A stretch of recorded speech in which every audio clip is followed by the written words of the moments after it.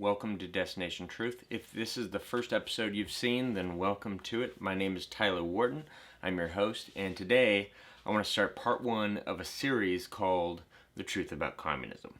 And the reason I am doing these videos is because I truly believe that the mainstream media, the alternative news, as well as everyone else out there have basically found their echo chambers, and they're mostly preaching to the choir right now.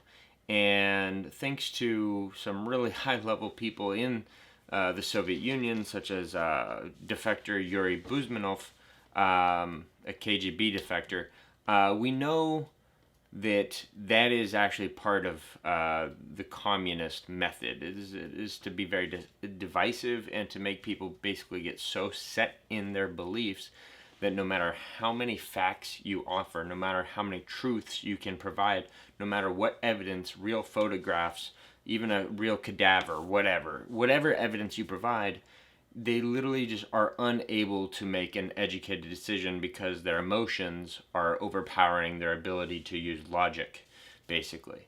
And that's what the KGB used to call active measures. Now, I'm wearing a t-shirt called... Now, before I get into this video, let me recap on what I was just trying to say. The reason I'm making these videos is because all these people are basically speaking to their echo chambers individually and not reaching across the aisle. The objective of this video is for me to talk to people that have any socialist or communist ideologies, reach across the aisle and tell you why what you believe in is not just flawed, but irreparably flawed in ways that cannot work in the United States of America, no matter what, basically. And they can't really work anywhere on planet Earth other than, keep in mind, I'm an open-minded person and I've researched governments and done a lot of history work. In fact, I call myself a historian because I am more or less a self-taught historian, which most historians throughout all of the centuries were. Most historians you know of were not educated in universities to be historians. That is actually something that is very, very new. Nonetheless, let's go back to what's on my shirt. It says, "Я агент КГБ." And on the back, hopefully you guys can read this. Can you see it? Freeze frame on that if you like, but it says Tovarish. I'm going by memory. Bud Vitelnyan. Vrag sredi nas. Which means... Actually, I'm not going to tell you that till part 2 or 3. So if you want to know what this shirt means, I'll tell you what the front means now because it's easy. It means I am an agent of the KGB. And I'm wearing this shirt because I am extraordinarily qualified to make videos like this about the Soviet Union and Soviet-style communism because I learned Russian, I lived in Russia, and I've been researching communism for a long time, actually. Why? Well, I don't really have to answer that, but I will say when I was in middle school, for some odd reason, because we're coming out of the Cold War, I basically just got really curious and decided to start researching it and do a whole bunch of research into it. And that's when I started learning Russian, for example. And yeah, you know, I basically just got really curious, and it's taken me on an interesting life journey because although I'm not so fascinated that it's my career, I'm still somewhat of an expert, and I probably am more qualified than some professors out there because while living in Russia, I did interview dozens of people, not in a let me interview you and ask you your opinions about communism, but more in a colloquial, conversational style of, you know, did you like communism? Can you tell me why? You know, I'm an American, you know it, and, you know, I am honestly curious. I just need to know, like, did people like living here in the Soviet Union under Soviet rule, and why, and what was good and what was bad, etc., etc. So I also enjoy learning more important historical truths through what I believe is truthfully this book, The Gulag Archipelago by Alexander Solzhenitsyn, is kind of the Bible of why Russian-style Soviet communism will not work ever. But I also read other books by very scholarly sources in the United States. This is written by W. Cleon Skousen, a really good FBI agent, one of the best that we've had in a long time. But the thing that makes me extraordinarily more qualified than probably some professors out there is that because I learned Russian, I also pick up primary sources on occasion. This one I just picked up literally last week. I have not gotten through the first chapter even yet, but it's very interesting. But the book, keep in mind, in the Soviet Union, you couldn't make profit, right? So anything that was being done ever was because the state was asking you to and paying you to. And basically, you're just being mandated to.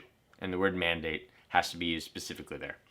So this book is called Kniga и книжное дело в первые годы советской власти, which means book and books of the doings of the first years of the Soviet regions. And this was published in Moscow, 1976. So this goes back to, World War I days. Anyway, so hopefully, if you're wondering if I'm just some random opinionator out there, you are not watching an opinion video. This is actually a very well researched topic. Though I will say that these videos are only they're outlined. They're not scripted. These videos are not scripted. They're outlined because this is not my career. I am making these videos entirely out of my goodwill to my fellow Americans, and I believe that in our modern era, during our 2020 run-up to the 2020 presidential election, I do see many of the Democratic candidates espousing extremely communist ideologies. And I think it's very important we talk about this, guys. This is not something to be trifled with. We need to take emotion when it comes to, the decisions you make for your country. If you cannot take emotion out of your decision, honestly, I don't think you should vote. Honestly, I think there needs to be more reason, more ethics in the way we determine how our country is led and how we're going to live and continue as a country. So hopefully that is enough background on who I am and why I am uniquely qualified to do this video, as well as why I am doing the video. Okay? Now, part one is why communism sounds good on paper. And I'm adding that on paper part because it does sound good on paper. And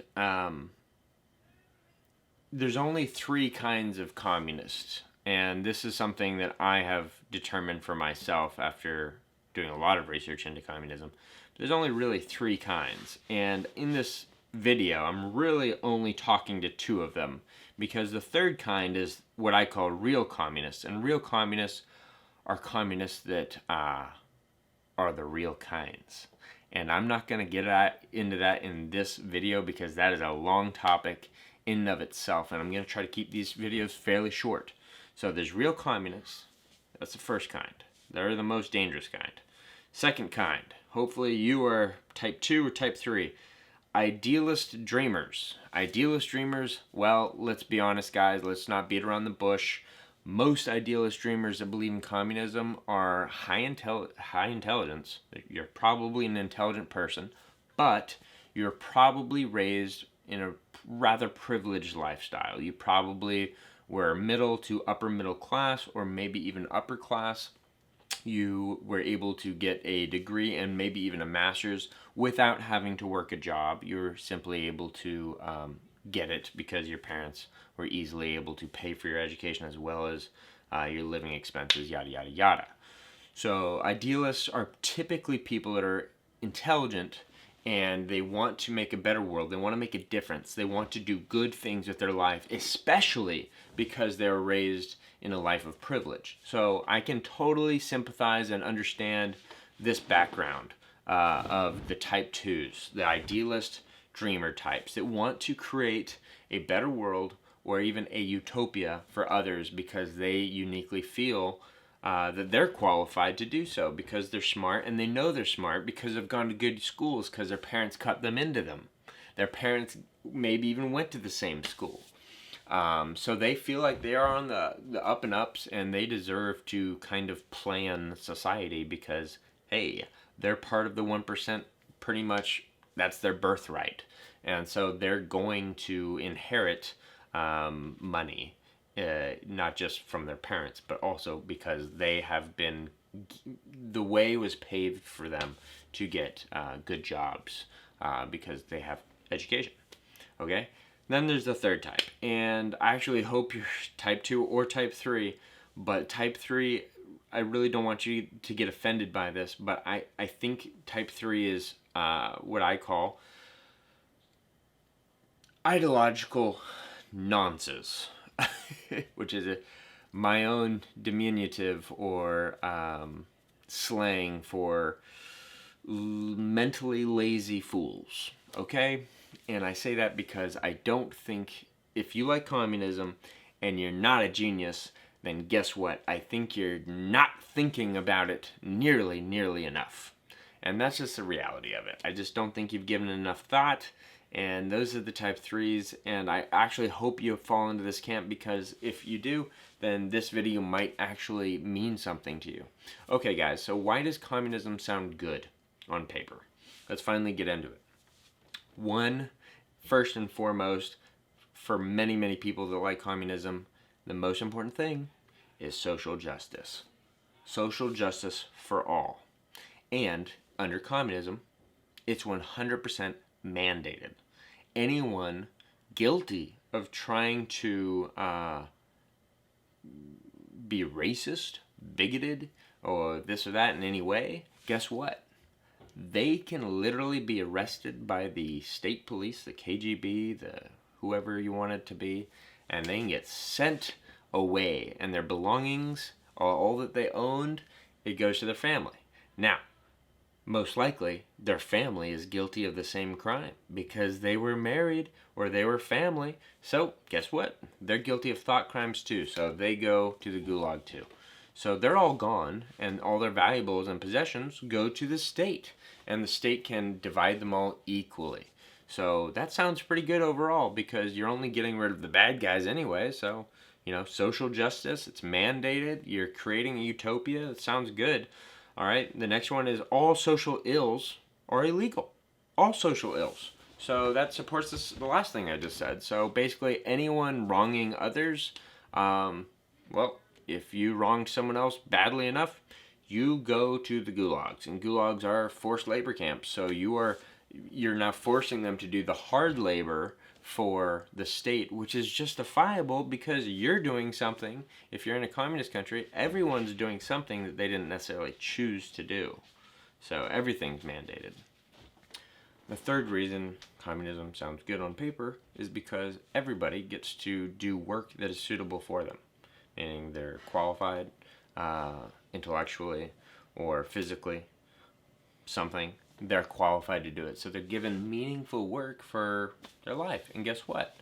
They no longer have to struggle, because if they're not highly educated or they're not, high IQ, they don't have to force their way through school the same way as others do that are highly educated. So the doctors are the gifted ones that are high IQ, and they have to go through difficult school because they're qualified and they've been given that right. And so if everything's working out as it should, they should be patriotic enough to want to go through all that schooling so that they can serve the motherland or the homeland, whatever, better and do that. And it sounds good because everybody should be happy because they all have their own way of contributing to the great society, the utopia, right? So in books like Brave New World and 1984, which are about extremely communist, futuristic communist societies, they separate people into like the alphas, betas, gammas, deltas, which is all fine and dandy because, they all get to stay together in their classes, basically. And at its... Sorry guys, hopefully my light is better now. I was using a blue light before and I don't think it was working very well. Anyways guys, back to it. So everyone's basically happy because they're given work. And hey, if you don't like your work and you want to change it, you can request that and the government will see what's available and what they think you are capable of doing, and they'll give you a different job. Totally a viable thing. It's all, centrally organized, but everything's reasonable, right? So it's not like, you can't change jobs, you can. But if you've spent a lot of time researching how to be a doctor, you're gonna be a doctor. So keep in mind there are some restrictions there. And there's also many restrictions on where you get to live and where you get to go, etc., etc. These are all just little things that I'm not going to get into very much in this video, but later on I might get into more. Going on. Fourth one. In a communist society, humanity is managed to do a number of different things, but manage is an important word here because it's basically designed to preserve things like forests or fossil fuels, animals, water, air, etc., etc. The list goes on. But if you notice, most of those things are scientifically debatable. For example, do you have to limit all human activity to not cut down any trees because it might destroy too much air-producing plants? That's kind of debatable because the Amazon has been, about a third of it has been cut down, and that's not going to change much anymore during our lifetime, most likely, because Brazil's basically stopped that, but none of that ever limited oxygen production very noticeably, for example.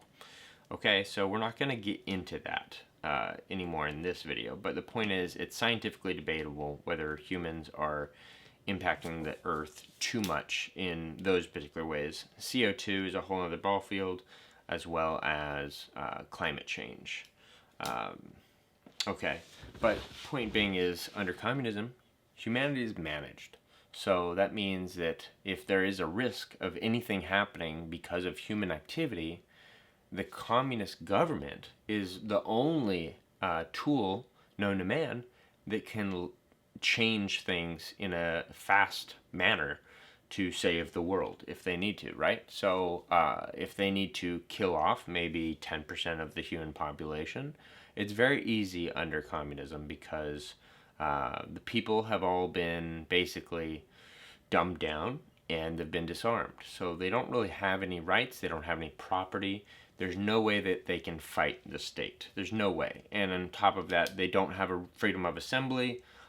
So there's no way they can organize protests at all. In fact, it is under the Soviet Union, it was illegal to protest because that means you're dissatisfied. And if you remember, communism is a utopia. So it is illegal to have any social ill. Meaning if you're organizing to protest something, that means you're not happy. That's illegal. You're not allowed to not be happy. So if you're wanting to bring about change, you have to do it by personal means and, maybe writing and getting other people to send in their letters or something anonymously. Maybe that's the only right way to do it under communism. But organizing, now that is dangerous because it might get other people upset too. And you don't want to upset other people because that would create more social ills. So you can't do that. Humanity is managed. So on paper, sounds good, right? Next one. All people are free of terror because Big Brother is watching and keeping you safe. Now, this one I can't even begin to really believe because in the Soviet Union, they used active measures, as the KGB called them, which is basically propaganda against their own people all the time. If you know anything about Operation Northwoods, the United States has planned and has actually carried out fake terrorist attacks to do basically false flag attacks so that we as a people are morally behind actions of government. For example, Pearl Harbor, sinking of the Lusitania, destruction of the USS Maine. The USS Maine got us into the Spanish-American War. The Spanish did not blow up that ship. We blew up the ship. It's declassified. That happened a long time ago. Also in Vietnam, sinking or the attack on. I'm sorry, it's late. Forgetting the name of it, but that's also declassified, where the United States said a certain ship was attacked. It was not. Same thing happened in Korea, Gulf of Tonkin. I'm sorry, Gulf of Tonkin was for Vietnam. See, it's late, okay? But bottom line is, we've used false flag attacks, and many times it is declassified when enough years have passed that the government thinks there will not be riots about it. Now, keep that in mind, by the way. Whenever something is declassified, it's because the government has decided that enough time has passed that the people that were alive during that particular incident are either old and have moved on, and there will not be riots in the street when they declassify it, basically. Okay, so we know that the U.S. government and the USSR government also used propaganda to convince people of things. So, for example, look no farther than how Vladimir Putin got into power. A great number of political rivalries that Vladimir Putin had to get rid of were systematically assassinated or bombed in their homes. And in the USSR, almost everyone lived in big concrete buildings that were very cheap to mass produce.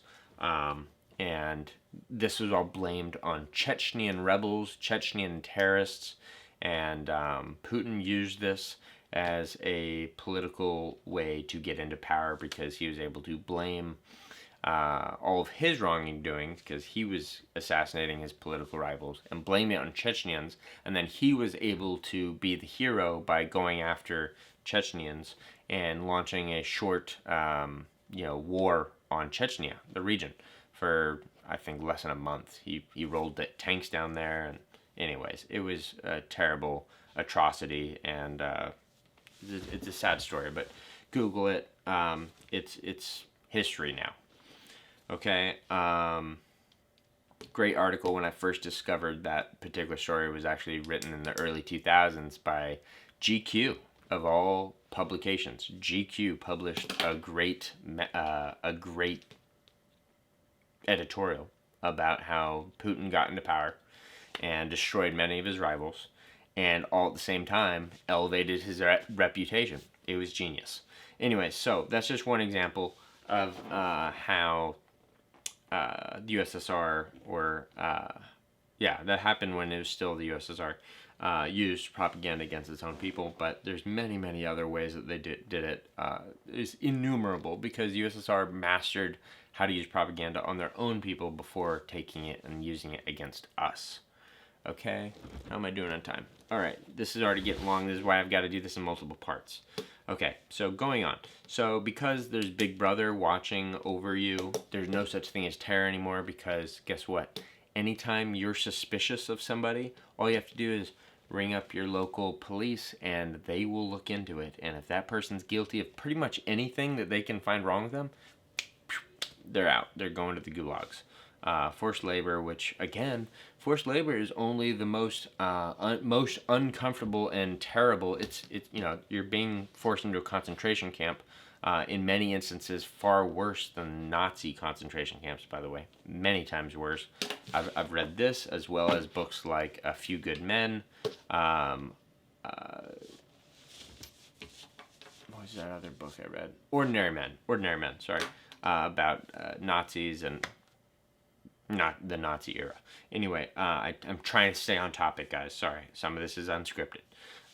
Okay, so going on. So the communist government wants you to believe that they can deal with terrorists better than any other government because of Big Brother technology. And if you're suspicious of anything, just report them. Guess what? They'll look into them thoroughly. And if anything's wrong with them, don't worry. They're out of there. So they're more well equipped than our country, for example, because our country, people have rights. They have rights to privacy, yada, yada, yada. People have a freedom of search and seizure, for example. None of that exists under communism. So there is no terrorism under communism. That's a fallacy. Okay.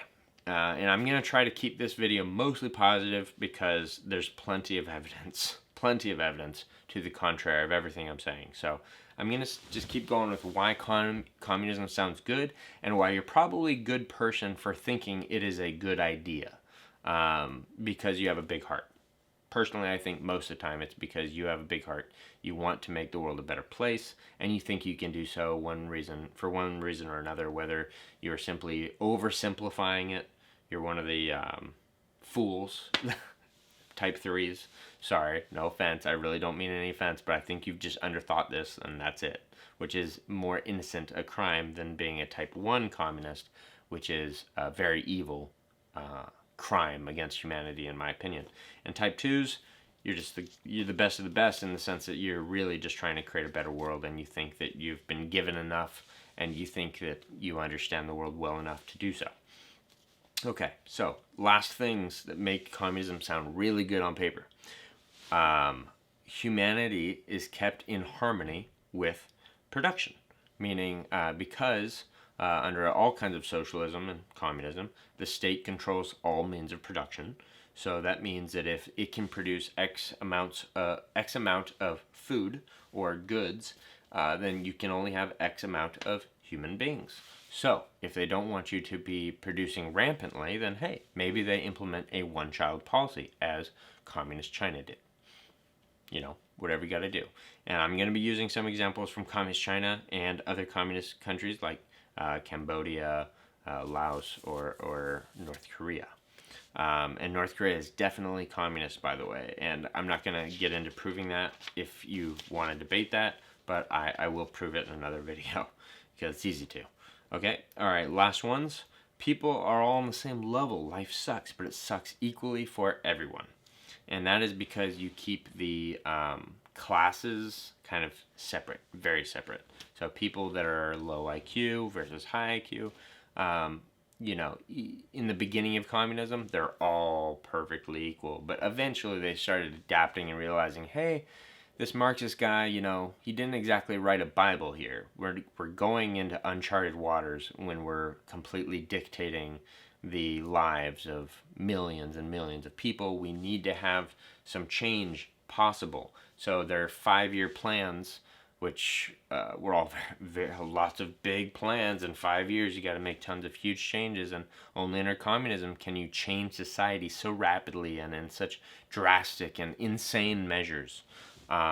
Only under communism can you get away with doing these insane big social changes to people and just forcing it on them and saying, hey, look, we're Big Brother. We know what's up. We've done the research. This is good for you. Just take it and leave it. Leave it as it is. So anyways, eventually they realized everyone can't be on the exact same plane, but you can have a few different planes, and you know, the doctors of the society, you can keep them equal with everyone in many ways, except just give them a nicer house and a car, you know, give them better plumbing, whatever, electricity, you know. But when they're out in the town, they can look just like everybody else, because guess what? There's only one company that provides food and or one company that provides shoes and one company that provides jackets. So it's like everyone kind of dresses almost identically no matter what you do. There's a very nuanced difference in style and such, because everything's like one company does this, because it is inefficient to have multiple companies doing the same thing, right? Because that's competition. And competition is at the core of why communism was brought about in the beginning, by the way, because communists believe competition is evil. And that has everything to do with type 1 communists. And again, we're not getting into that in this video. All right, lastly, communism is good on paper, because communism is the only government style that has the goal and the desire to rule the entire world, get rid of all local governments and oppositions, and unite everybody into the rainbow nation. And everyone will get along magically, because communism is utopia. So, on paper, According to Karl Marx's dream, it would be a utopia. Now, that all said, obviously, communism is not a utopia. And I say obviously because we have nothing but example after example after example of how communists are evil. Communism kills millions of lives. Communism alone has killed more lives than both of the two world wars combined, and then some. And on top of all that, it is uncalculable how much suffering and pain has been meted out by communist governments upon their victims, which are the people that they govern or rule over. So that's basically it for this video. I want to just simply rule out all the things that make communism sound good, because to get into this big debate with you, it's kind of one-sided here, but I want to see your guys' point of view as well in the comments. I want to say, hey, I hear you. I've totally been on your side of the aisle here and been like, okay, I think I understand why communism sounds good on paper, but let's get into the details and let's try to figure out why communism, in every instance we've ever known of on Earth, it ends up being the exact opposite of what the utopia dream was. So, alright guys, basically that's it for this video. Thank you for watching.